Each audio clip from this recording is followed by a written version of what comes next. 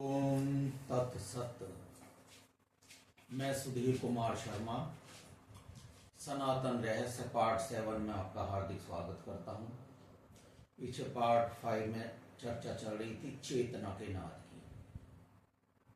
इसी चेतना के नाद का अनुभव जब बाबा तुलसीदास ने किया तो उन्हें कहना पड़ गया, कलयुग केवल नाम आधारा, सुमरि सुमरि नर उतरे पारा। बहुत ध्यान से सुनने की बात है, एक एक शब्द का विश्लेषण करना पड़ेगा। कलयुग पापों का घर है। झूठ, मक्कारी, धूर्ता, धोखेबाजी, बेईमानी, नशाखोरी, लूट खसोट, व्यभिचार, जुआ और रिश्वतखोरी, भ्रष्टाचार, इबादत और पूजा पाठ के नाम पर पशुओं की हत्या, ये सब कलयुग के ही दुर्गुण हैं। और ये दुर्गुण हैं क्यों? क्योंकि कलयुग को भी लाखों साल रहना है और लाखों साल रहने के लिए उसे अपने गुलामों की आवश्यकता है, अपने सिपाहियों की आवश्यकता है। इसलिए वो इन दुर्गुणों की तरफ लोगों को आकर्षित करता है और लोग बड़ी आसानी से इन दुर्गुणों की तरफ खींचे चले जाते हैं। और वो जब इन दुर्गुणों को करते हैं तो वो कलयुग के गुलाम बन जाते हैं। और क्योंकि कलयुग को उनकी आवश्यकता है, कलयुग उन्हें दोबारा जन्म देगा। जन्म तो इंसान का देगा, लेकिन उनकी जिंदगी कीड़े मकोड़ों और पशु पक्षियों से भी बदतर हो जाएगी। क्योंकि कर्म तो उन्होंने बड़े घटिया करे हैं, बड़े पाप कर्म कर किए हैं और इन पाप कर्मों का फल तो उन्हें मिलेगा अगले जन्म में। और लेकिन फिर भी कलयुग में अगर कोई सत्य बोलेगा उस पर कलयुग का असर नहीं होगा, कोई तप करेगा उस पर कलयुग का असर नहीं होगा, कोई दया करेगा कमजोरों पे उस पे भी कलयुग का असर नहीं होगा, दान करेगा उस पर कलयुग का असर नहीं होगा। लेकिन ये सब कर पाएंगे जभी तो बाबा तुलसीदास ने इसीलिए कहा है कि भैया, उन्होंने रामचरितमानस लिखी। रामचरितमानस जो नाम है इसका, बहुत ही बड़ा आध्यात्म छुपा हुआ उसमें। वो बताना चाह रहे हैं कि भैया, राम की कृपा तुम्हें राम राम मुंह से बोलने से नहीं होगी। राम की कृपा किससे होगी? राम की कृपा तुम्हें तब मिलेगी जब तुम राम के गुणों को, राम के चरित्र को अपने मानस में उतारोगे, राम के गुणों को अपने अंदर उतारोगे, राम के व्यवहार को अपने अंदर उतारोगे, राम के आचरण को अपने अंदर उतारोगे। जैसे भगवान राम ने अपने भाइयों के साथ क्या व्यवहार किया, तुम्हें भी ऐसे ही करना। भाइयों के साथ, माता के साथ कैसा किया, तुम्हें भी ऐसे ही करना। पिता के साथ किया, ऐसे ही करना।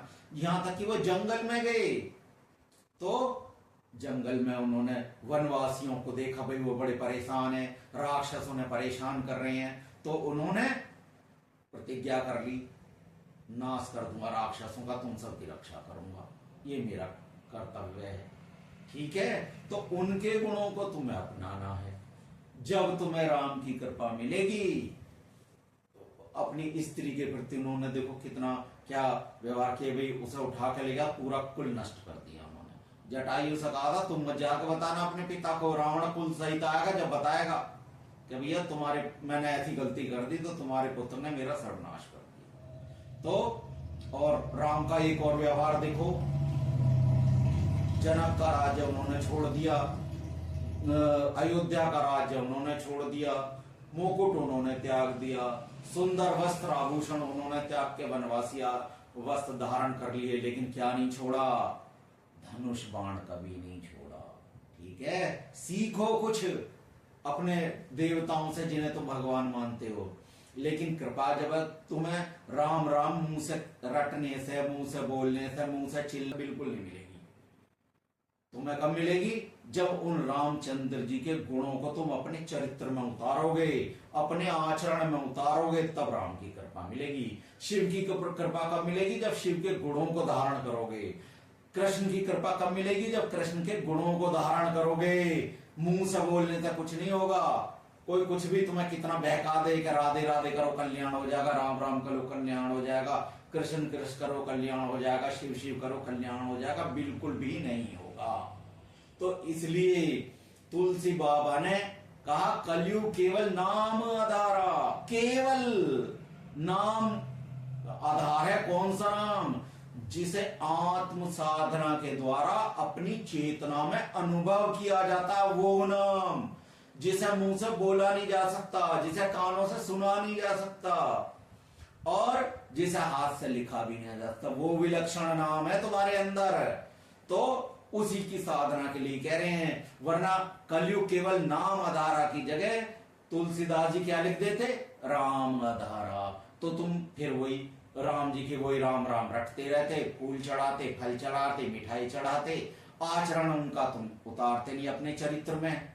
उनके गुणों से तुम्हें कोई लेना देना नहीं, केवल राम राम करो। अरे जो तुम्हें ये कह रहे हैं ना कि राधा राधा करने से तुम्हारा कल्याण होगा, राम राम करने से कल्याण होगा, कृष्ण कृष्ण कल्याण से कल्याण होगा, शिव शिव करने से कल्याण होगा, उनसे यूं पूछो अगर राधा राधा करने से राधा मिल जाती तो तुम रोटी खाते क्यों हो? एक माला ले लो और रोटी रोटी रोटी रोटी कर दो माला की, तो इससे क्या होगा? पेट भर जाना चाहिए तुम्हारा। जब तुम्हें मुंह से राम राम बोलने से राम जी मिल जाएंगे तो तुम पानी पानी कह के एक माला कर लो, पर तुम्हारी प्यास बुझ जाएगी। जब तुम्हें मुंह से शिव शिव कहने से शिव मिल जाएंगे तो तुम रसगुल्ला क्यों खाते हो? माला जप लो, रसगुल्ला रसगुल्ला रसगुल्ला, मिठाई मिठाई मिठाई, बस तुम्हारा काम हो गया।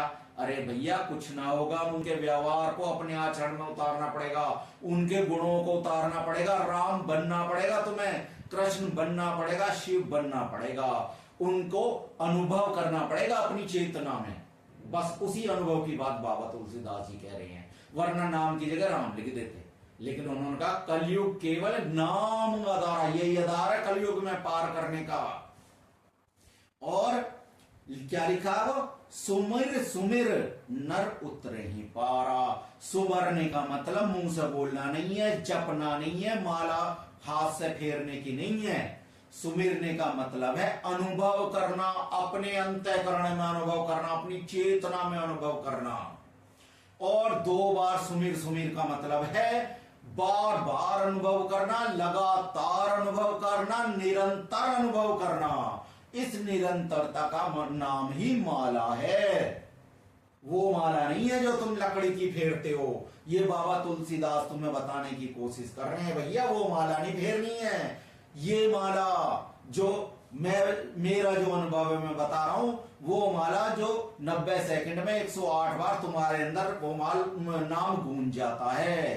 तो माला तुम्हारे अंदर हो रही है, बस तुम्हें वहां तक पहुंचना है। तुम्हें कोई ऐसा चाहिए सच्चा जो तुमसे ये क्या है, मुंह से मत भौंक, सीधा क्या कर पहुंचा दे तुम्हें, कान पकड़ के, कान खींच के पहुंचाएगा, कान पे थप्पड़ भी मारेगा तुम्हारे।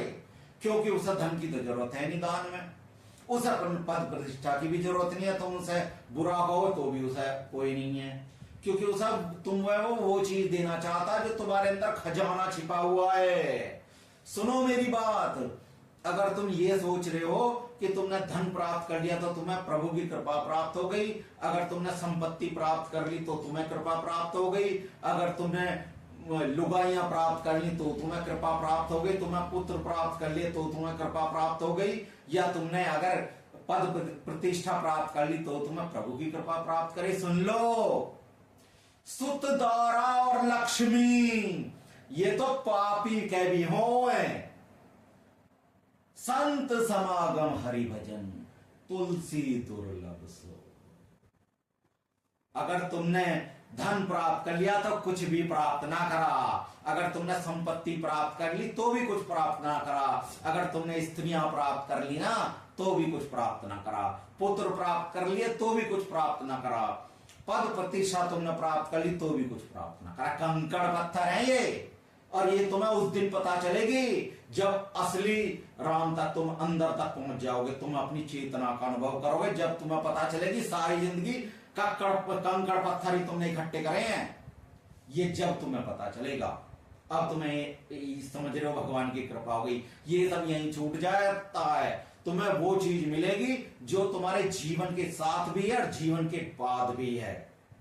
और सुनो, भगवान शिव उसी चेतना के नाद को राम कहकर उसकी साधना करते हैं, क्योंकि राम वो इसलिए है क्योंकि वो रमा हुआ है सभी में, सभी प्राणियों में, जितने भी जीवित प्राणी हैं सब में वो है, इसलिए उसका नाम राम है। भगवान शिव राम कहकर उसकी साधना करते हैं और राम शिव कहकर उसकी साधना करते हैं, क्योंकि पूरे संसार में एकमात्र वो ही है जो परम कल्याणकारी है, जो तुम्हें इस कलयुग से मुक्त कर देगा, और कल्याण का मतलब ही शिव है।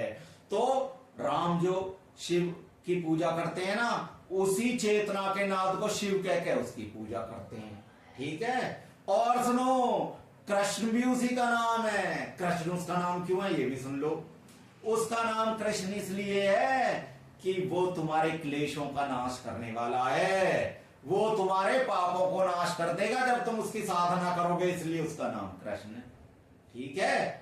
इसीलिए उन्हें कहते हैं संत लोग, कोई राम कहता, कोई शिव कहता, कोई कृष्ण कहता है, लेकिन उसका नाम मुंह से नहीं लिया जा सकता। वो तो तुम्हें भैया कोई ऐसा संत चाहिए जो तुम्हें डांट के, फटकार के, झटका दे के, कान पकड़ के मारेगा अभी कान पे और पहुंचा देगा अंदर तक तुम्हें, जब तुम्हें पता चलेगी कहां भटक रहे हो तुम सालों से पाखंडियों के चक्कर में। तुम्हें जो बता रहे हैं ना, राधे राधे जपो, राम राम जपो, शिव शिव जपो, उन्हें भी कुछ ना मिला आज तक, वो भी खाली आते हैं।